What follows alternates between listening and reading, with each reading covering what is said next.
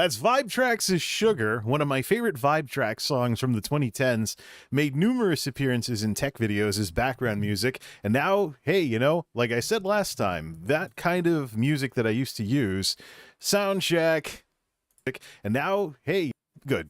That kind of music that I used to use, why should I never use it as stream music? Just because I first encountered it and it got popular or whatnot in the 2010s. Should we really, I mean, in the age before I started streaming, why should that just be passed up and whatnot? I don't think so. What is up, everybody? This is Jay, aka MultimediaJay, 1053 at the Geek House, and this is going to be a hard one for me because I'm going to be fighting a carb crash. I'm going to be fighting a carb crash very, very soon.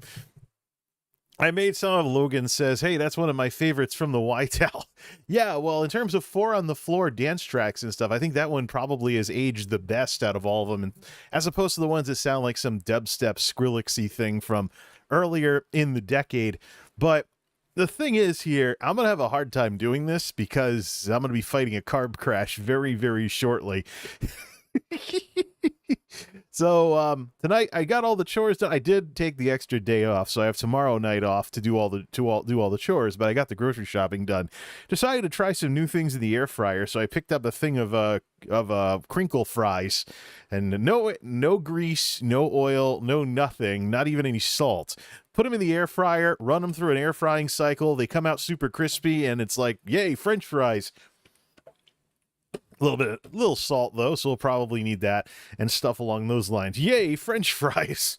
So yeah, we got all that going on, and unfortunately I don't eat a lot of potatoes, so it's probably more carbs than I've eaten in who knows how long. So it's gonna have a sleeping pill effect on me at some point. I may need some caffeine to counter it in the middle of the night. Maybe some green tea or something. Alrighty, welcome to the Late Night Nerd Lounge, about 5 minutes from 11 o'clock here on the East Coast. I suppose that's late night to some people. We're going to be talking about gaming stuff on YouTube because that old thing has surfaced again. But first, how about we deal with the thing that might scare the heck out of people, this big spot on my arm. Every time I do this, you're going to see it. This is not anything dangerous. It's purple. You just can't see it because of the lighting and stuff. It's actually purple. It's part of some really bad bruise. I mean, here's the other part of it that's slightly discolored here. So, it's not the right color for it to be anything really scary.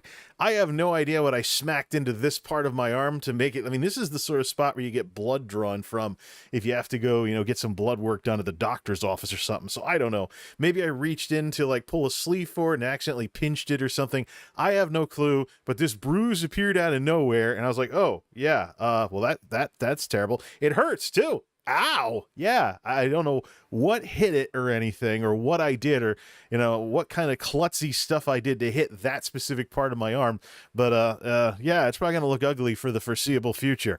So, yeah, big spot. Woo! Might as well get that out of the way first before folks get too concerned. If it doesn't get any better in the next week or so, I might go see the doctor about it. But it's just, no, I've gotten some bruises lately from some, well, heavy stuff. It could also be the case, too, that I might have accidentally bumped it against the fork truck at work. And the thing is, when you have a 10,000-pound chunk of metal, like a lot of forklifty type stuff is, if you hit that, you're hitting yourself essentially with a ton of force because you're the squishy one there. No matter how tough you think you are, if you slam into something that heavy that's sitting in place, that thing's not moving, but you definitely are. So force equals mass times acceleration. You just slammed yourself into something with a lot of mass to it. It's very dense and compacted together. So I could have easily just bumped this on the forklift and it bruised because of how heavy the darn thing is, and it's basically warehouse heavy metal essentially. Did I have something in the other arm? No, I'm just looking at through the mirror stuff. So yeah, I'm gonna have this big spot on my arm for the foreseeable future, and when hopefully it clears up soon, otherwise we'll get it dealt with or something. I think I've had stuff like this before when I had a klutzy nurse and I had to get blood drawn and stuff, and it took him a few times to find the vein, but yeah. All right, so that's the mystery bruise. That's what the big spot on my arm is. Now, how about we actually get to some stuff that we actually want to talk about here? Because one of the reasons I'm streaming early is to get going on the next tech video, which has been made necessary because of some very important stuff that just came up that nerds like myself would want to know about, especially with the safety aspects of what's involved. So, yeah. Anyways, before we do, though, we got a little something to celebrate here. Roger, 10-4. The truckers are rolling this morning. That's 6 months in the Multimedia Dollar Club for Logan 589 XP. Let's get to our little discussion here, shall we?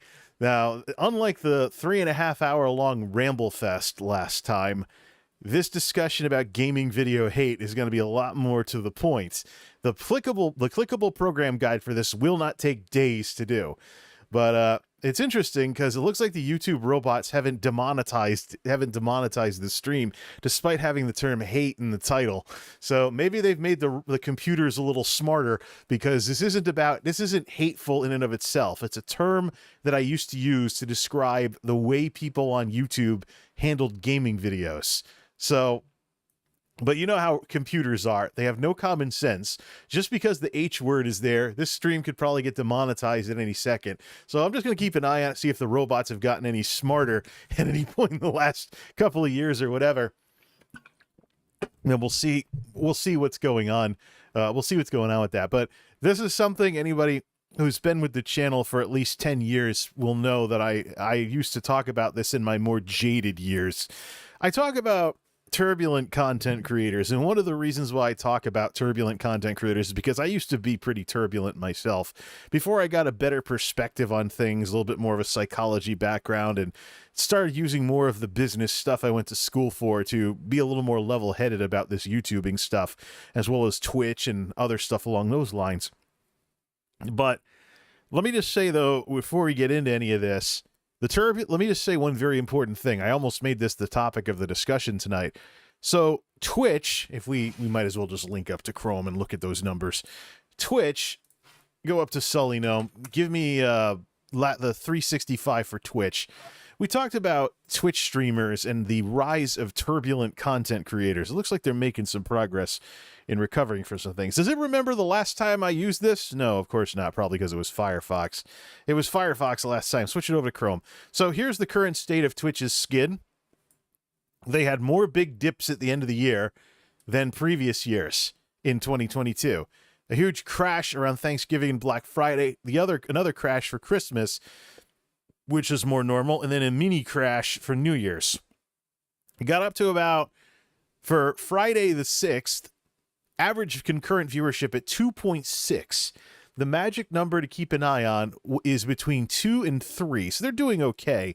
But if we bring 2020 back into the picture, obviously what we're looking at here is 2 and 3 to represent what the pandemic and the lockdowns got them to in terms of increasing in size as a platform. The question I've always had is, where are they going to level out in all of this? But if we go to 365 days, better yet, just start it in 2022, it's been a skid for Twitch. It's been a year-long skid for Twitch, and that's only going to continue because as this skid continued, Twitch gave people more and more reasons to not send as much traffic to the platform. You have ticking people off over ad revenue, the non-skippable ads all over the place, the 50-50 doubling down on 50-50 rev splits when everybody else does better, nerfing and downscaling of services in South Korea, and lots of other high-ticket items. Also, the banning situation, all the other stuff that goes on over there. So net effect is what goes up must come down. A lot of people are looking for it, but I don't think it's going to be the giant drop that people say, that some people think it is. I think it's just going to be a gradual decline, and as that decline happens, you're going to see some Twitch streamers who've enjoyed being able to do really well get turbulent. And these are people that are going to be always antsy on stream. They might even ban fans. They might even get disgusted and whatnot. So they might have these mental breakdowns and sometimes go away for months at a time, which is something that I've seen before. But here's the thing. When it comes to dealing with people who have these problems, I can't say this enough. You can't change them. Don't think you can. There's a problem when it comes to people coming out of abusive situations where they think they can fix the past through the present, and that's not the way things work.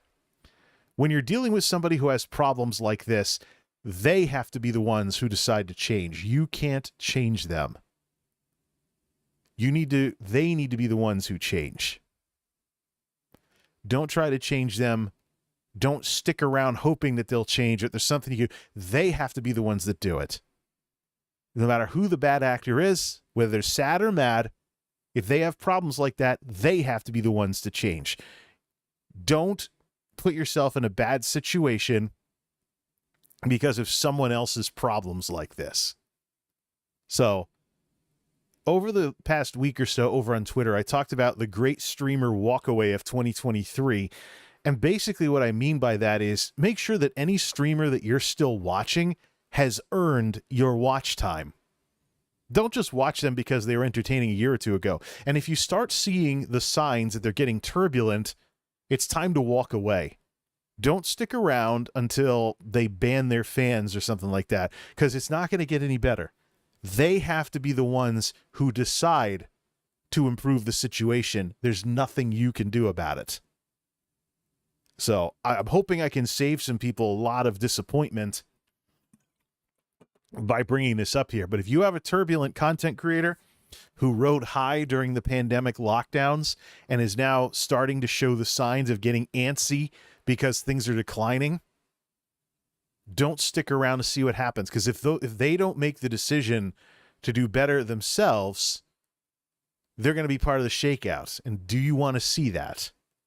Do you want to go around being disappointed and going around saying, yeah, well, they were cool in 2020, but by 2023, they were really terrible. And it's just, I wish the old them was back. So don't think you can change a turbulent content creator. The turbulent content creator needs to decide to change themselves. If you think they're walking down that dark path, there's plenty of YouTube videos to watch. There's plenty of other streamers to watch. There's plenty of other stuff you could be doing. Reclaim your free time, because I assure you, you won't be the only one. Remember that when it comes to content creation and being in the audiences of content creators, there is such thing as low-hanging fruit. For every person like myself that explicitly talks about these things, there's plenty of other people out there who just do it without saying anything. So if you decide that you're done with someone who is starting to creep over to the dark side, maybe they care too much about money, or they're getting stressed, or they're having breakdown streams and abandoning their audience for a day, a week, a month, multiple months at a time, or maybe the chat doesn't really seem to match what the viewership is, like in the case of someone purchasing view bots and stuff. Which I ran into a turbulent streamer just the other day with hundreds of concurrents and a completely dead chat. Nobody was talking. Like, how do you get to like 600-700 concurrents and have a chat that's quiet as someone who just became a Twitch affiliate? It's like, I was tempted to look at the names and see how many of them look kind of random. But that's the way it all goes. Yeah, but what if they have a silent audience? Wildlife channels on Twitch have regular people in the chat. A chat that is way too silent for the size of the audience is a red flag. And it doesn't even need to be view botting either. It could be embeds on a web page, something like that. But I know there's also there's conversations going around among Twitch streamers about who has fake viewers and how, oh, most of the big streamers are view botting at this point. Well, there's a silent sign of the times for you, and a silent sign that somebody has become turbulent. If you're watching somebody, maybe they used to seem to care about their audience, but now they only talk to the tier 3s and the Oilers, hit the road. This might be reclaim your free time. Worst comes to worst, unplug from Twitch or whatever, or watching streamers for 2 weeks, cold turkey, without actually watching anybody, and then try watching them again. You might feel different and start wondering if it really was worth your time all along. But don't think you can fix anybody who is getting depressed about this, because you can't. They have to choose to be better themselves. All right. Let's talk about gaming video hate. Gaming video hate is a cynical thing that I talked about in the early part of the last decade. in the early 2010s. Because gaming on YouTube, gaming videos and gaming content on YouTube, some people are going to be surprised I say this, but it got ruined a long time ago. Once upon a time, making gaming videos, or I guess streaming nowadays, making gaming videos on a YouTube channel was perfectly fine. It was an acceptable genre. People didn't view it differently than other stuff like vlogging or other stuff like that. And then the 2010s happened and things fundamentally changed.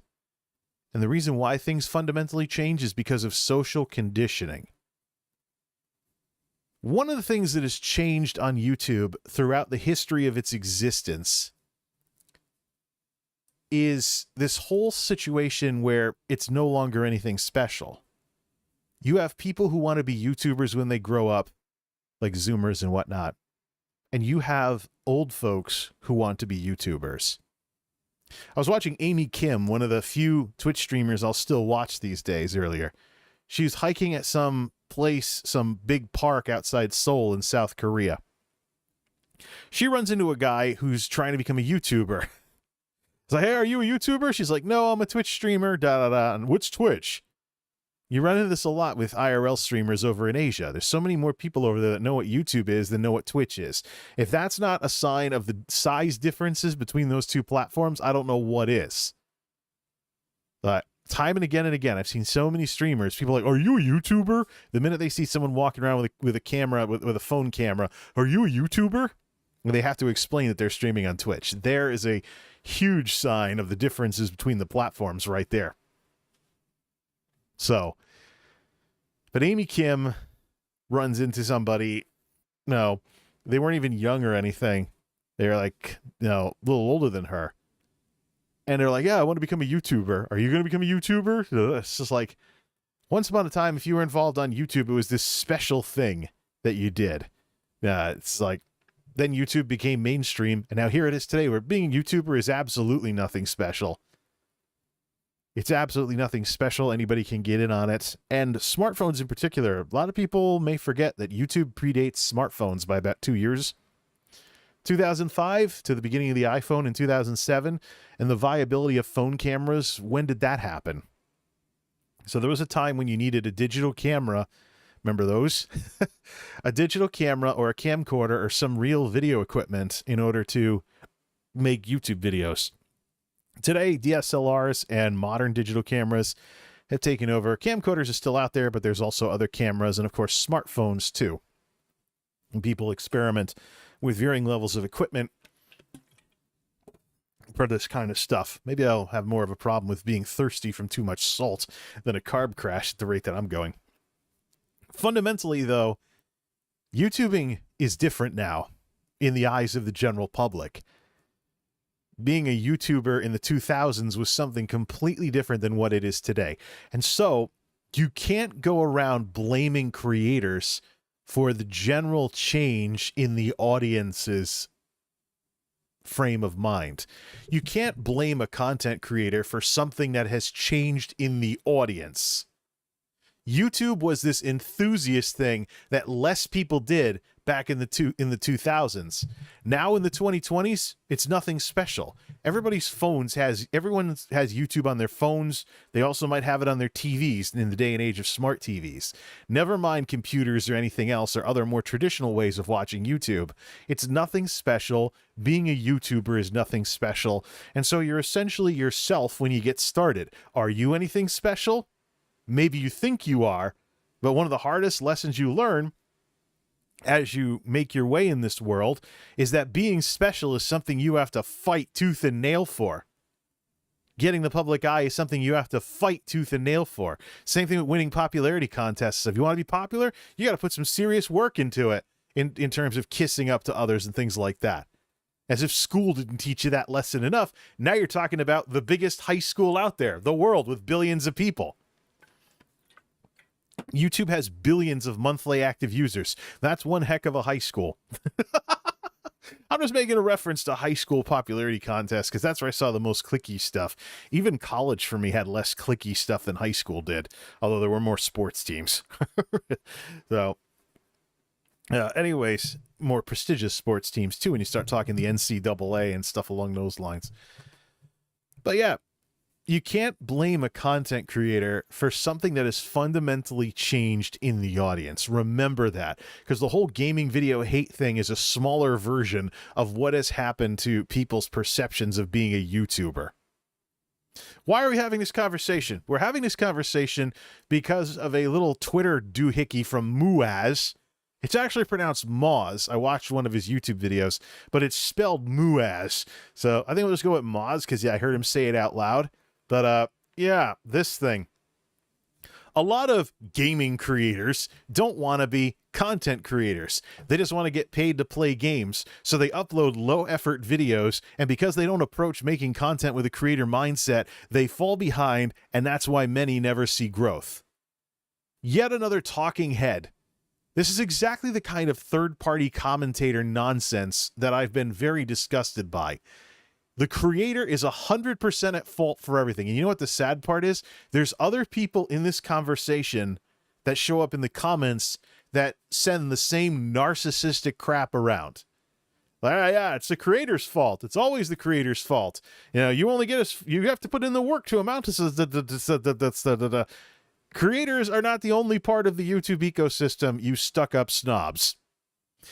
What a way to tattle on yourself as not believing in the viewers. I hate to break it to you, but content creators are not the only part of the YouTube ecosystem. And this, again, is yet another example of how the role of the viewer is minimized. And that's complete crap. I've said it before, and I'll say it again. If you don't make anything and you just watch others, you are no less important in this ecosystem than anybody who makes literally anything. Matter of fact, you could say you're more important. Because you know what? Content creators are horrible viewers and fans. They're not going to watch as much of your stuff. They're not going to be involved as much. You know why? Because they're busy with their own stuff. It's the people that are 100% able to just watch others that'll be able to be the most of fans and the most of audiences. Too bad everybody wants to be a content creator nowadays, so we're diluting that, and then we're wondering, how come people can't get views? Well, how many people want to be YouTubers? How much of a talent inversion do we have on our hands? It's the same thing with Twitch streamers, too. I could be a Twitch streamer. I can be the next ninja. I can grow as a streamer. Yeah, and you're going into a platform smaller than Dailymotion. And then split things out by language group. Take the 140 million MAUs, which is a worldwide number, by the way, and see what percentage of Twitch's users are English speakers or Spanish speakers, whatever language group you want to be in. I can tell you on the English side of things, the audience is probably far lower. Twitch is oversaturated. That's why you can't grow on Twitch. They say that about YouTube as well. People say that crap about YouTube as well. But the numbers are way worse on Twitch, especially when you factor in the languages. Some of these streamers that have been doing well in other language groups, by the way, are basically bringing some kind of Asmongold or Ninja-sized whatever it is, or XQC-sized whatever to that language group, and that's why they're as successful as they are, because they're what the world of business calls a first mover. They got involved before other people did, and they basically blazed the trail, and now everybody that comes after them, if they stay on top, will be compared to them. Kind of like how, you know, there was, you see this in music all the time, too. There'll be a band or two that carves a new niche, and everybody after them is compared to the band that came before them. Or other stuff too. It's just the way things are. You got your pioneers, and then you have the people that come afterwards once the frontier has been tamed. So, but I mean, entrepreneurialism is something you cannot discount here. But yeah, so this whole Moz discussion here points the cannon completely at the content creator. The truth of the matter is, viewers always have a major role to play in this ecosystem. So when people's attitudes towards something change, it fundamentally changes the ecosystem that YouTubing is. You got that? If the viewers change, the whole scene has changed, and it has nothing to do with you. You got that? It's not your fault that the audience changes. And anybody who is popular because they're involved with something that's really popular and then it's not should understand this. What trends changes? People's attitudes change. A lot of things change over time. So, gaming video hate was one of those changes. It's a satirical term that I use to refer to the deadpanning of gaming content in the 2010s that, as far as I'm concerned, ruined gaming forever. Prior to the arrival of this crap, gaming was treated the same when you did stuff on YouTube. Let me read some of these comments here. Gaming was treated the same when you did stuff on YouTube. My response to this was, attacking game streamers, I see. The audience can be conditioned to pan gaming content via misuse of gaming footage, like when drama tubers abused gaming footage en masse on unrelated commentary videos in the early 2010s. Reduce gaming to filler and people act on it. Now we're getting ahead of things here. He hasn't responded yet. When did I post that? I posted that 4 hours ago. So we'll see if he tries to pick an argument with me, or maybe he accuses me of trying to. It's getting a little hot in here. How's that possible? I don't have the heat going. Let's see. Yeah, people change, and if the audience changes, if people's tastes change, that's not you. That's the audience that changed. At the same time, you can change with them and do better. But it's not your fault if something becomes less popular, if people don't care about something anymore. That's on them. They're the ones who don't care, and that's why you're not getting views, because they don't care. And you know what? Viewers are the cornerstone of all of this. Viewers are the cornerstone of all of this. If there aren't any viewers, everybody's wasting their time making stuff.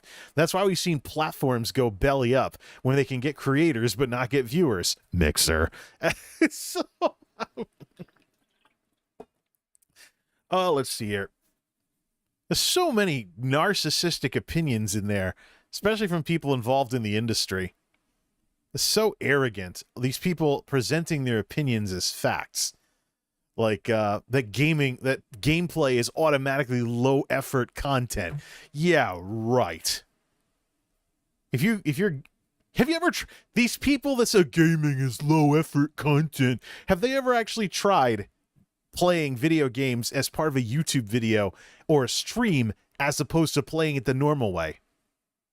If you're playing it the normal way, you can relax, you can do things at your own pace, you can sit back in the chair. When you're streaming and you're trying to entertain people in real time, you got to sit at attention, you got to keep things going. If you don't, then yeah, you are boring. But anybody who gives game streaming a serious try will tell you it's a different experience when you're playing a video game to make a YouTube video or stream than playing it the normal way. So much of a difference that I don't want to ruin my experience with video games by streaming them. So I'm not going to play the newest of games if I stream anything. I also don't want to be someone who has no clue what he's doing, wasting people's time playing games badly because I haven't learned how to play them yet. So gameplay is not automatically low effort content. It just logically seems that way because a lot of the assets are generated for you. It's an old latent thing when it comes to making videos.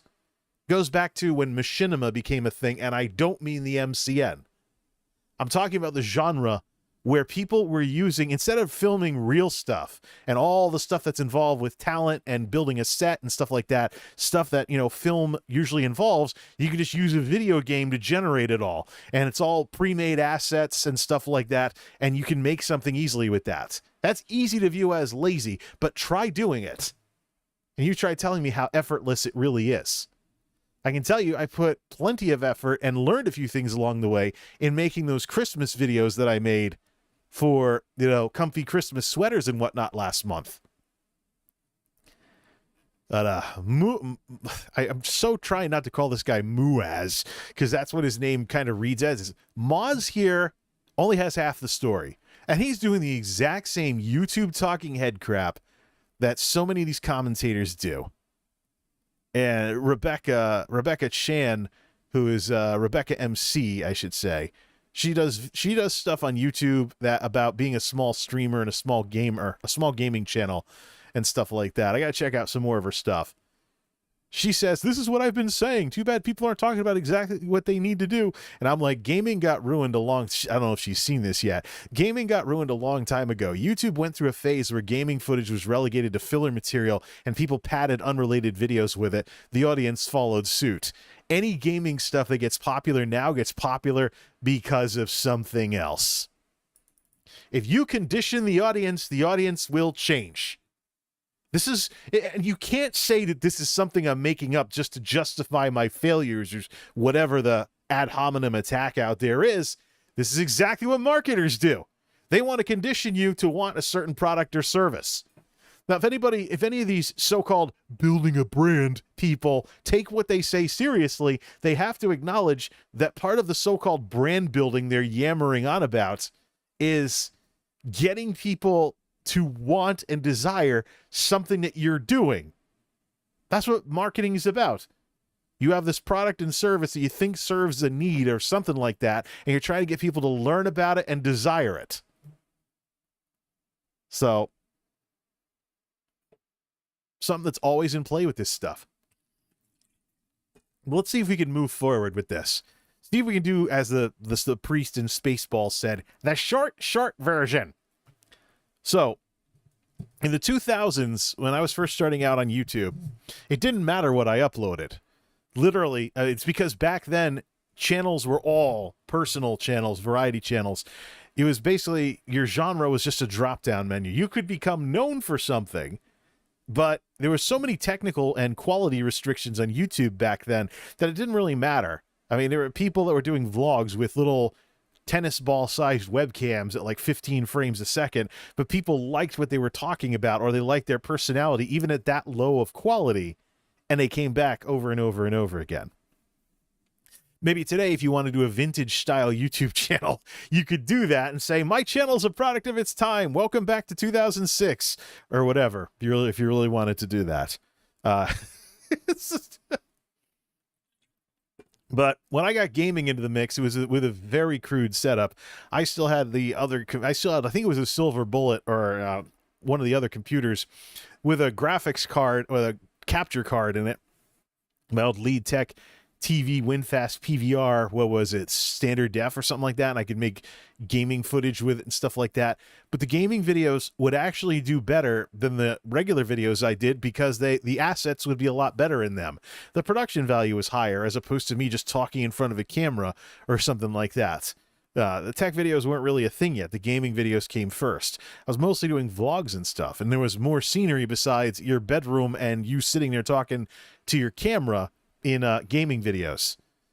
So gaming videos are actually, especially if you got creative with them, I mean, I threw around some ideas of green screening myself into video games, Nick Arcade style. Yeah, the old Nick Arcade show. Remember that? Where a bunch of people would green screen themselves into a video game. There's actually YouTube videos talking about the technology of Nick Arcade. So the old Nick Arcade show. I used to love that show, even though now I know it was fake and stuff. Little 7-8-year-old me was like, they're inside a video game. That's cool. And stuff like that. They were on a big blue screen stage. So I think they had monitors to see what they were doing. So they moved kind of weird, but it was really cool at the time. If you hadn't seen anything else, because you were like 7 or 8 years old and it was the 90s, and that was cool. A similar thing was in effect for gaming videos on YouTube, because when YouTube was a lot of vlogs and other stuff like that, you show up with video games and you make some decent quality stuff, or even machinima type stuff, like Armake21 just recording his voice like he's passengers in a car over some Test Drive Unlimited footage. I mean, that stuff is cool. That stuff is cool, it's interesting, and it's entertaining. And most importantly, it's creative. And then there's a let's play thing where let's play this, let's play that, kind of an ancestor of streaming. There are still some LP channels around nowadays, but they're more like commentaries and walkthroughs than let's plays. But there was an entire let's play culture out there. And there once was a time when I talked about, hey, I might make some let's plays soon. Somebody was like, you're going to make let's plays? That would be awesome. So people would look forward to me doing gaming stuff. And then around the time of the 2010s, things crashed badly. I made a mashup video having just gotten Elder Scrolls Skyrim, and I observed when I went through the dungeons in Skyrim that it reminded me of Zelda dungeons with the doors that would pop open. So I'd solve a puzzle and a door would pop open as I was playing Skyrim, and I'd be like, do-do-do-do-do-do-do, you know, like it was Zelda. So, what's the humidity at? 45%. Yeah, it's drying up in here. It's going to get real scratchy. Probably should get a humidifier again. I unfortunately got rid of the mana potion humidifiers that you see in the intros to my tech videos. I got rid of those because they were next to impossible to keep clean. You needed like a big bottle brush, a very fancy bottle brush to clean those things, so it was really tough to maintain them. I want something shaped more like a jar next time, but sure, I can find one if I even want to bother with humidifiers anymore. This place is such a humidity trap that I might as well let the place dry out in the winter so there can actually be a time when the house is drying out and it makes up for it or something. Either way, I made a mashup video of Elder Scrolls Skyrim with Zelda Ocarina of Time sound effects, and it did terribly. And this became the pattern for every gaming video that I did in the 2010s. People were mass abandoning me because even though I'd been making gaming videos for years, Play Some Stuff was an established name. People knew what it was about. There is no flipping the script or other stuff that anybody could be accusing me of, and there was no tech videos. This is before the tech videos even started. It got so bad that by the middle of the decade, I risked account sanctions on my channel doing a test. I did a discussion about World of Warcraft twice. The first time I made it look like a vlog. The second time I made it look like a gaming video. And it was the other way around. The first time I made it look like a gaming video. The second time I made it look like a vlog with the thumbnail. The vlog one got more views. Even though it was a complete copy of the one before. Which means that the people watching the vlog version of the video skipped the gaming video. And I wish I could say this was an isolated incident. Gaming as we got into the 2010s, became persona non grata. Far from the heady days of the 2000s when people would like it as much as anything else you did, people started mass dismissing anything that even looked like a gaming video. And I wasn't content to just let things be that way, because for a guy who calls himself MultimediaJay, you would think that gaming would be some kind of incredible expression of multimedia. So I called it gaming video hate. Because what else would you call it if people had grown to the point where they instantly dismissed anything that even looked like a gaming video? It was disgusting. As annoyed as I was back in those days, what made it even more annoying was that it wasn't anything I was doing wrong. There were other people on YouTube that were conditioning the audience to pan gaming videos en masse. Some of them, sadly, I actually subscribed to and I actually listened to, like Review Tech USA. But Rich wasn't the only one doing this. In the 2000s, we saw the entire rise of the satirical game review scene where people made fun of video games or did Let's Plays. Those were gaming videos about the video games that were being displayed. In the 2010s, though, we saw the rise of gaming footage as filler material. We saw people who basically were commentators, podcasters, or even drama tubers. they didn't actually have any video to what they were doing. Literally everything they were doing was audio. So how did they have videos to upload on YouTube? They took a Hauppauge box or whatever, or a Dazzle or whatever dongle thingy they could capture with. They recorded themselves playing video games and tacked it on so their video would actually have real video content to it, and it could actually be considered a real video. This is in the days before YouTube started playing with Content ID and YouTube Music and stuff, where a flat image is the video portion of a YouTube video. Nowadays, of course, the Content ID system does it all the time. Podcasters do it all the time. I got made fun of when I did it in 2009 for the beginning of MultimediaJay radio style, when I got into podcasting on YouTube with audio versions of videos and stuff. But you had people cheapen and destroy gaming stuff because they reduced gaming footage, not from something that you actually could tell that you put some effort into and making a YouTube video with it. Now it was just filler. Now it was something that just got tacked onto something else in order for it to be considered a video in the first place. It was no longer anything special, and the audience was conditioned to treat it that way. You could literally do the exact same video twice, like I tested. The one that looked like the gaming video would get terrible views, even if you put it up first. That's the power of social conditioning and people being conditioned to behave a certain way. And you know what? It didn't get any better. It hasn't gotten any better. At the core of all of this, with these podcasters, these drama tubers, and some people still do that nowadays. I've watched a few, drama videos. I've watched a few drama videos about, oh, I don't like this YouTuber, generic crap like that. And they're playing some game that has nothing to do with this. There's people still doing that crap to this day. Back then, when it became popular and everybody got used to it and conditioned by it, now suddenly there were problems with views on people that actually put the effort into making good gaming videos.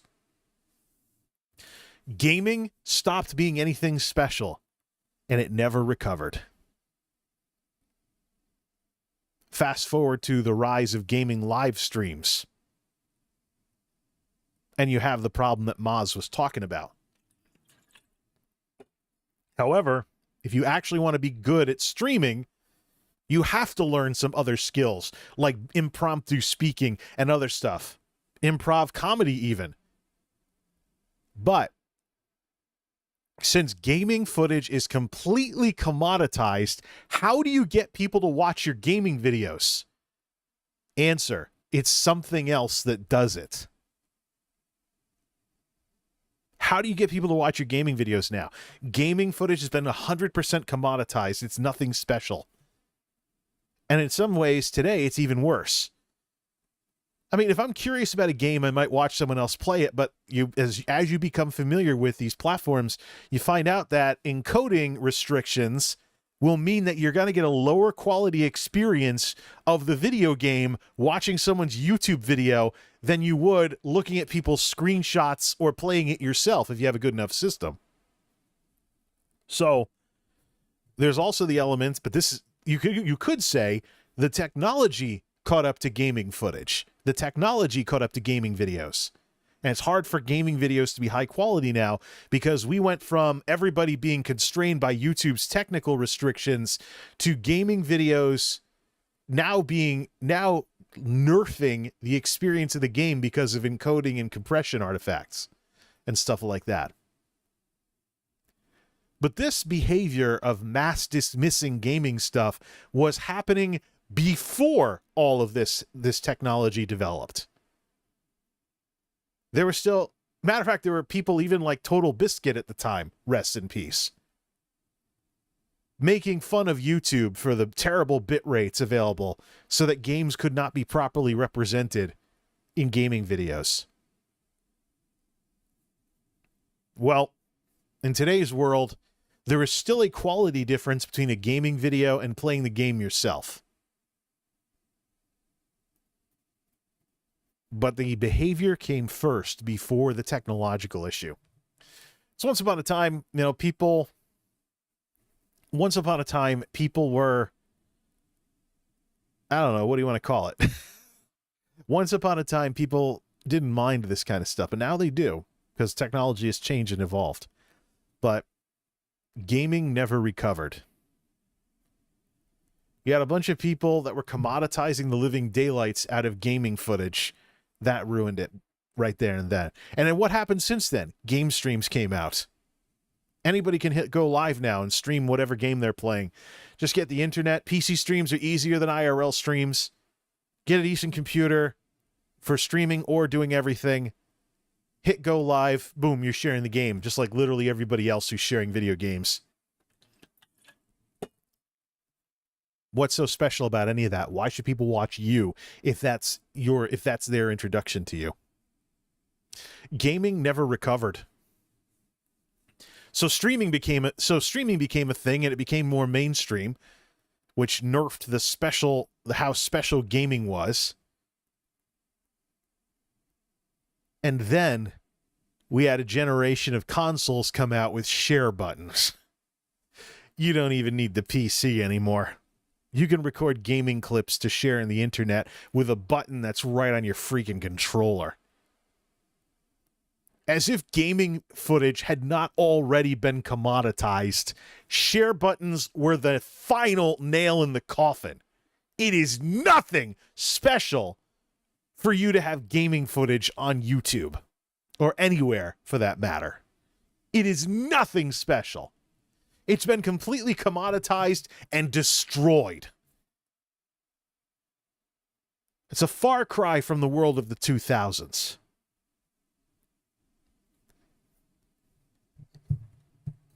That's the real problem, Maz. It's not the creator's problem that people changed. It's not the creator's problem that other people cheapened and destroyed, whether it's the drama tubers of the 2010s or console manufacturers adding share buttons or NVIDIA Shadowplay or the AMD equivalent. It's not a content creator's fault that gaming footage has been 100% commoditized and it never recovered. So in today's world, any gaming stuff that gets popular for reasons other than the game. Go ahead. Dig around popular gaming stuff. Go ahead. Call me an old idiot that doesn't know what he's talking about. Call me a dotard or some antiquated slur or whatever. Call me somebody who's just trying to make excuses for my low views. Go look all over the place for gaming that is popular because of the game. Outside of things like, the trailer that like Blizzard might make for Dragonflight or something. Outside of, promotional material, which shows off the game and it gets its views when people are not familiar with the game yet. So that's the value that delivers. So it's not even the game that's the reason why it's getting views. Nobody's played the game yet. Nobody has any attachments to it. It's literally just a PR thing. It's news type stuff. It's something people don't know about yet. And it's delivering news to them. Oh, this is what the next game's going to have. Features subject to change. You can't associate with the game. You don't know it. It's not out yet. It's not even done yet. And there might be disclaimers that the game is still a work in progress. So even trailers. No, there's some other reason besides the game why people like them. We look at the origin stories of people who play video games on Twitch professionally. That kind of blows it, doesn't it? Game streamers, popular game streamers. A lot of them have esports backgrounds. A lot of them have esports backgrounds or some other personality trait or some kind of impromptu entertainment ability and whatnot. People notice them, they like them, and spread the word around about them.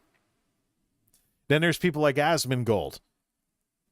who will stream World of Warcraft for like 6 hours and barely even play the game. He'll just have his character stand there jumping in Stormwind so he doesn't get disconnected.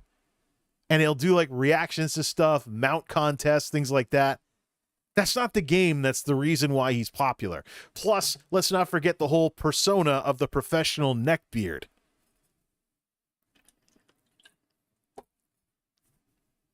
XQC.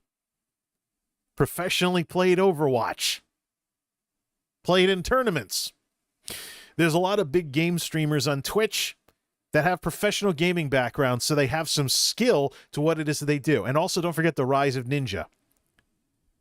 One of the hallmark differences between Ninja in his ascendant years and Ninja now is the difference between trying to be the best in the world at Fortnite and being some kind of gaming personality. Which is not unlike, professional athletes. They get good at their game and they get watched because they're good at their game, but then they try and become like sports commentators after they've spent some time in the leagues, in the big leagues. Not the wildest thing in the world. But in the case of the game streamers, it's not the game that's the reason why they are what they are. It's something else. How about PewDiePie? In his screamier years, when he first became popular. His personality, yeah, sure, maybe it attracted an audience of kids who were like, look at what he's doing in his videos playing Happy Wheels. Sure. But was it Happy Wheels that brought the crowd? No, it was PewDiePie as an entertainer. Something else. I can't believe how gaming has been such a problem on YouTube for as long as it has, though. And it's been so many problems. This is but one problem that gaming has had on YouTube. And there was also the scandals where gaming companies were abusing DMCA to kick videos out of search results so some trailer for some upcoming game they do could top the search results. Nowadays, you got the algorithms. They can probably get promoted as, like official material or whatever. But in the early part of the decade, both Nintendo and Sega, actually the mid-2010s for Nintendo, when Super Mario Maker came out, both Nintendo and Sega had scandals involving DMCAing to game the results, search results on YouTube. Sega for Shining Force, Nintendo for Super Mario Maker. The original one on the Wii U.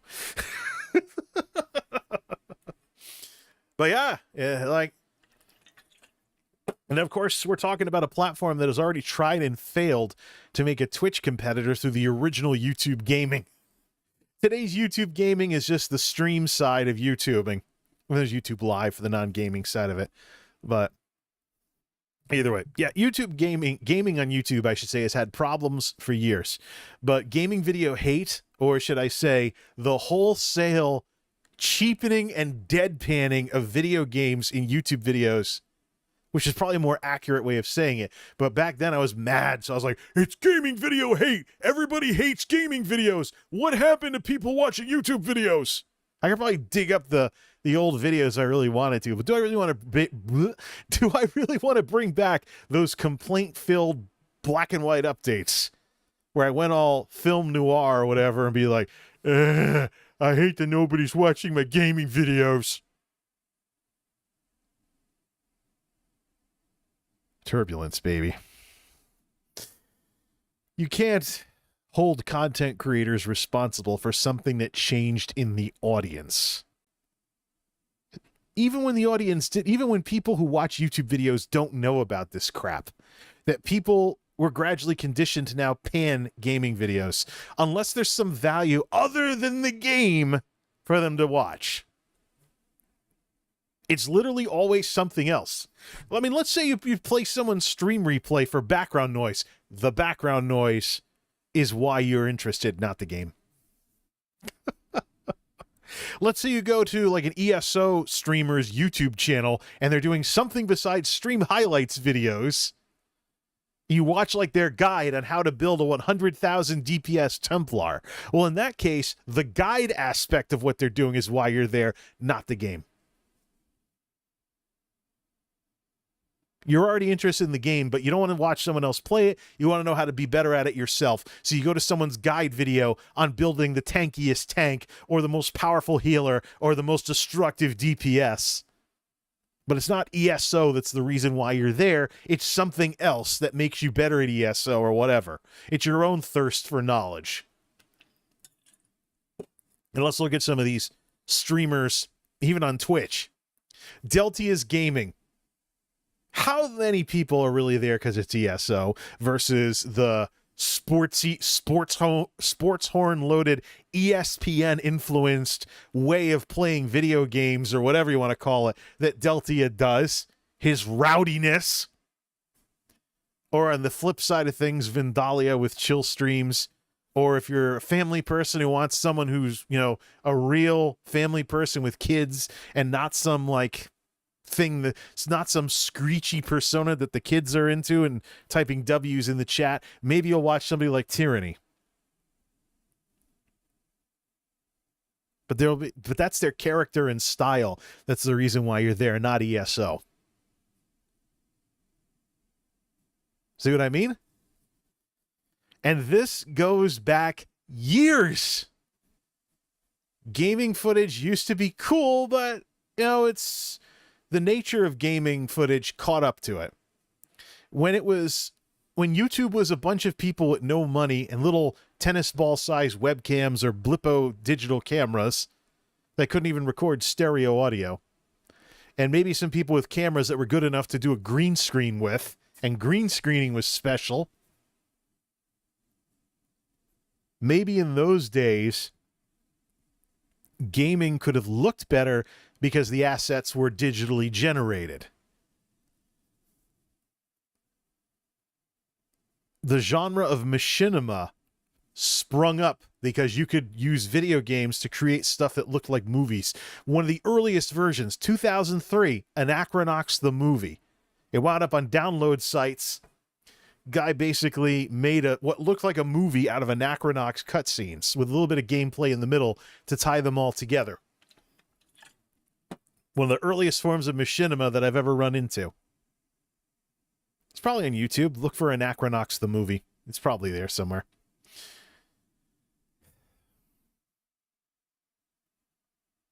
But the years would not be kind to gaming footage. And so, how many times, you know, I can't emphasize this enough. One of the best things that you can do as a content creator is put yourself in the audience's shoes. And if you really have the guts, put yourself in your audience's shoes. Have some actual empathy and care about the people that are watching and try and get their perspective on things, sometimes directly by experiencing your stuff yourself. Regardless of how many people like, that's selfish and stuck up for you to spend a lot of time watching your own stuff. Well, how on earth, pray tell, are you going to have a clue what your audience is experiencing unless you actually experience what they're experiencing? Do the old paper writing trick from school. Stay away from something like a video or whatever for a couple of weeks and look at it with fresh eyes like you'd never seen it before. And try not to cringe too much because you're like, yeah, I could have done that better. I could have done that better. I could have done that better. Rinse, lather, repeat. Do it better next time.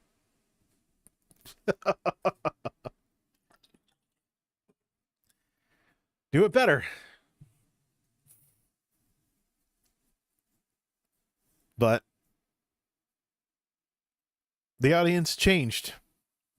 People change. And, you know, sometimes you got to acknowledge that and ask yourself the right questions. But what you don't do is you don't go pointing fingers at creators because of things that change in the audience and the general public. It is possible to put a lot of work into something that people don't care about and it doesn't get views. Like it or not. And furthermore, there's so many algorithms out there these days.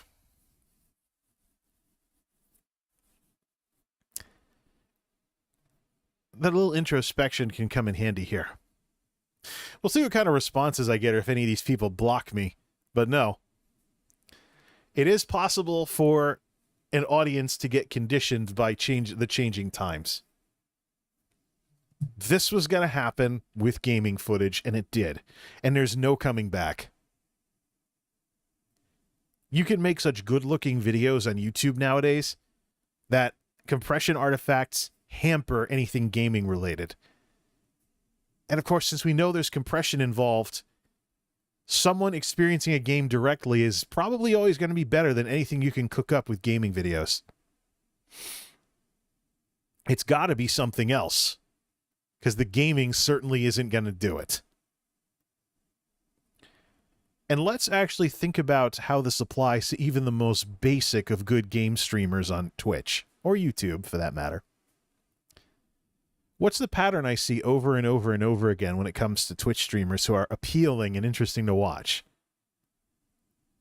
Some of them are just really good at creating what is essentially the digital version of going over a friend's house to watch him play video games. Let's put this here. Let me see something. Is Game Chasers going yet?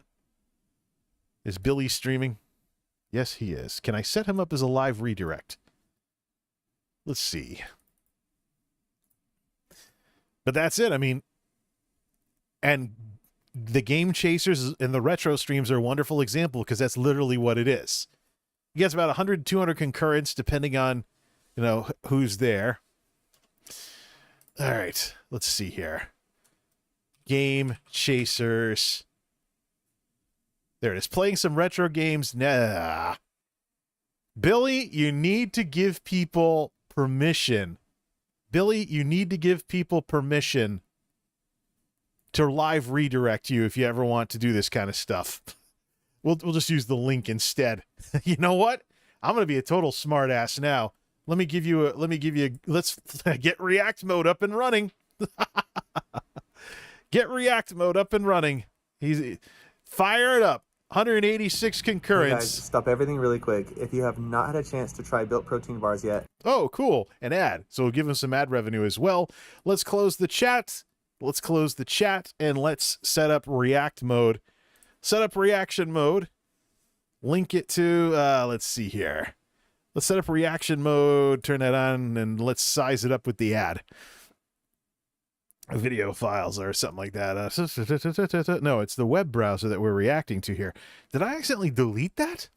Yeah, reaction mode. I totally, that's video. Oh, the web browser. There it is. Properties. It's looking for Chrome. That's why. All right, there's the ad. Is the skip button in there? Yes, it is.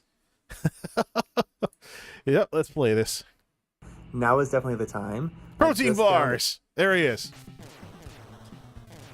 There it is. So is it the games that would attract you to something like this? What's this? I'm down for Punch Out if you can save Final Fantasy for a separate video non-live stream lol. Oh no, I hear you, man. I'll do a little bit of Final Fantasy 2 for you. I mean, you don't know for it, so I'm gonna play it. No worries. That's what he does. Anybody who sends maybe tips gets to pick what games he plays. Next, since it's on the NES. We're not going to restream this too long, though. For being flexible, but yeah, we'll do a little bit of Final Fantasy. The reason I don't like doing, generally speaking, I don't like doing RPGs on stream is it's they're just boring. A lot of times it's a lot of text, right? A lot of story, and you're just kind of sitting there reading the story, and not there's it's just not as engaging. As opposed to you we'll playing play Ninja some, Gaiden at the start of every single stream. So, I mean, what is this? You tell me. It's not the game that's the reason why you're there. I mean, there are long play channels that can show you what the game looks like. You're here because of something else. You're here because Billy is essentially recreating the experience of going over a friend's house and watching him play video games. Something that folks in our two generations can definitely relate to, having grown up offline. You ass. All right, I don't want this guy swearing and getting me demonetized. Mute. Well, now you folks know where I'm going to be as I work on this tech video that I want to work on here. Let's post a link to this, not the stream, because he unlists all his stuff.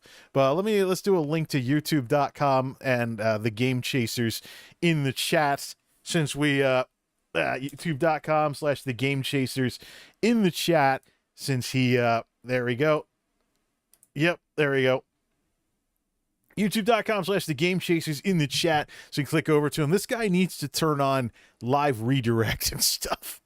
So now we have our link in the chat. Go over, make sure to sub, and check out the stream after we wrap up here. But there you go. You see, this is the thing with gaming content, that neither Moz nor small streamer, what's her face, Rebecca MC, that's right, still getting her name down because just ran into her stuff like a couple days ago. But this is what the folks in this discussion aren't talking about here. It's not necessarily the creator's fault. It's not necessarily the creator's fault that, you know, gaming creators aren't growing. Fundamentally, people who watch YouTube and Twitch these days view gaming stuff differently than they would have a while back. Nowadays, you really can't do anything. You really can't do anything gaming related unless there's some other reason for people to be there. Because like I just mentioned, I should have mentioned this way earlier. There are long play channels if you just want to see the whole game. There are speedrun channels if you want to see tool-assisted speedruns that people playing video games through emulators better than human beings can play them themselves. There's a whole different side. There's a whole group of channels out there that you can use. If you just want to see the video game, nobody's gaming video is going to be as good as something like a long play, or, you know, and even Let's Players. It's not just about playing the video game in YouTube videos anymore. They're doing commentary, they're doing walkthroughs essentially, and they're talking strategy. They're doing some. It's like streaming without streaming. They're doing something else that is the reason why people want to watch them. It's not just the games. So if there's anything you can take away from this, don't assume that your video game that you're playing is anything that's going to make you special and draw a crowd. Because literally anybody can do that now. Almost anybody, I should say. If you don't have good internet or the right equipment. But, I mean, it's one of those things, like we talked about with multimedia and audiovisual stuff, that started out at professional grade and has been consumerized more and more over the years. So, yeah, times have changed. Things have changed, but most importantly, people have changed. YouTubing and the way people view YouTubing has changed. Gaming stuff, the way people view that has changed, and it changed a long time ago, and it never recovered. So, Moz, playing video games is not low-effort videos. It could be someone's decision that they're just going to play games and whoever wants to watch. But think of it like the floor of the world's largest gaming convention. Everybody's sitting in front of a TV playing a game.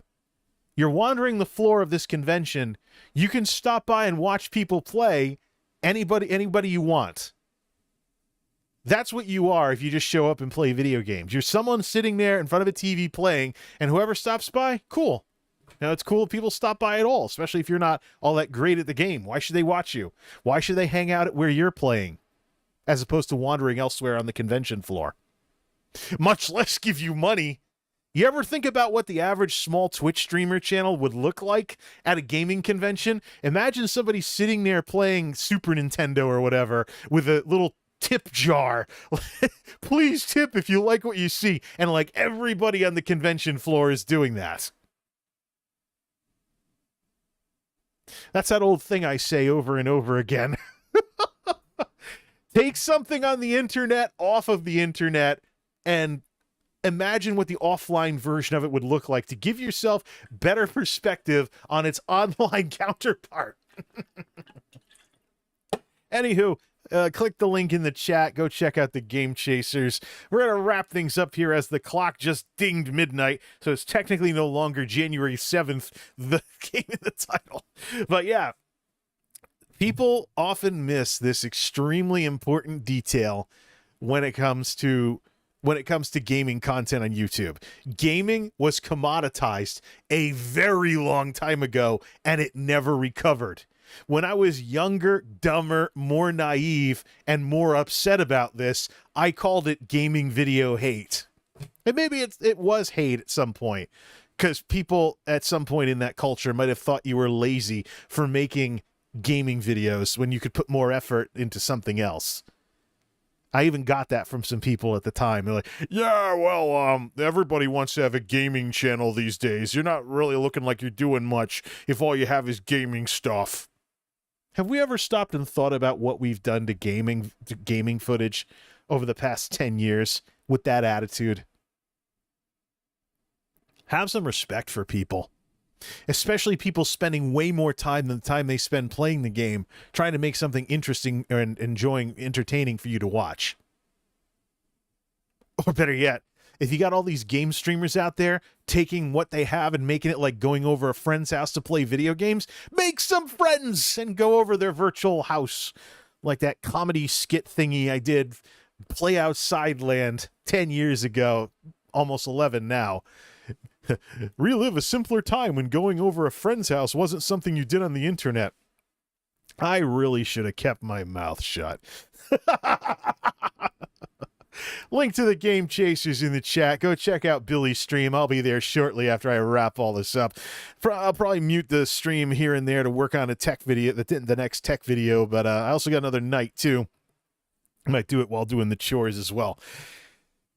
2023, what a way to start off the year, right? One last check. Did the robots demonetize us for the H word being in the title? No. Click the live tab. That's the videos. Nope. Good. Maybe YouTube's teaching those robots to actually have a shred of common sense for a change. That might not be good. That might be Terminator type stuff in the works. We'll cross that bridge when we get to it if giant robots take over the world.